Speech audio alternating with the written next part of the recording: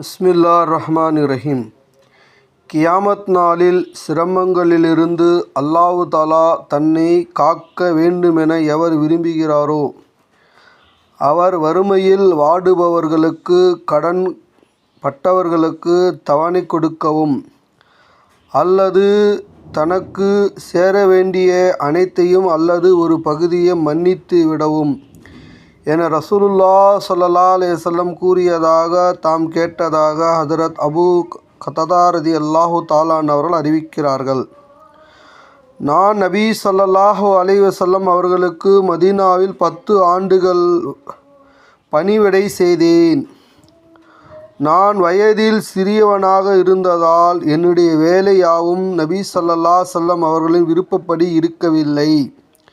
சிறு வயதின் காரணமாக என்னால் பல தவறுகள் நிகழ்ந்துவிடும். ஆனால் இந்த 10 வருட காலத்தில் நபி ஸல்லல்லாஹு அலைஹி வஸல்லம் அவர்கள் என்னை சீ என்று கூட சொன்னதில்லை. இந்த வேலை ஏன் செய்தாய் என்றோ, ஏன் இந்த வேலையை செய்யவில்லை என்றோ ஒருபோதும் என்னிடம் கேட்கவில்லை. ஹஜ்ரத் அபூ ஹுரைரா ரலியல்லாஹு அன்ஹு அவர்கள் அறிவிக்கிறார்கள், ஒருவர் ரசூலுல்லாஹ் ஸல்லல்லாஹு அலைஹி வஸல்லம் அவரிடம் எனக்கு ஏதேனும் உபதேசம் செய்யுங்கள் என்று வேண்டினேன். நீ கோபப்படாதீர் என நபி ஸல்லல்லாஹு அலைஹி வஸல்லம் அவர்கள் கூறினார்கள். அம்மனிதர் மீண்டும் மீண்டும் அதே வேண்டுகோள் விடுத்தார்கள். நபி ஸல்லல்லாஹு அலைஹி வஸல்லம் அவர்கள் ஒவ்வொரு முறையும் கோபப்படாதீர்கள் என்றே பதில் சொன்னார்கள். தன் எதிரியை வீழ்த்துபவர் பலசாலி அல்ல, மாறாக கோபம் வந்த சமயம் தன்னை கட்டுப்படுத்திக் கொள்பவரே பலசாலி என்று ரசூலுல்லாஹ் ஸல்லல்லாஹு அலைஹி வஸல்லம் கூறியதாக ஹஜ்ரத் அபூ ஹுரைரா ரலியல்லாஹு அன்ஹு அவர்கள் அறிவிக்கிறார்கள்.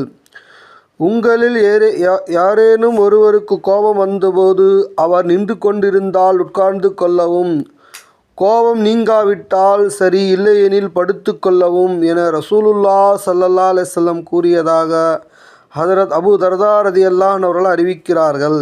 தெளிவுரை: கோபத்தின் விளைவு ஆக குறைவதாக இருக்க வேண்டும் என்பதற்காக எந்த நிலைமைக்கு மாறினால் மனதுக்கு அமைதி கிடைக்குமோ அந்த நிலைமைக்கு மாறிவிட வேண்டும் என்பதே ஹதீஸின் கருத்தாகும். நிற்பதை விட உட்காருவதை விட படுப்பதால் குறைவு அளவு பாதிப்பு ஏற்பட வாய்ப்புள்ளது. மக்களுக்கு மார்க்கத்தை கற்பியுங்கள், நற்செய்திகளை கூறுங்கள், சிரமங்களை உண்டாக்காதீர்கள்.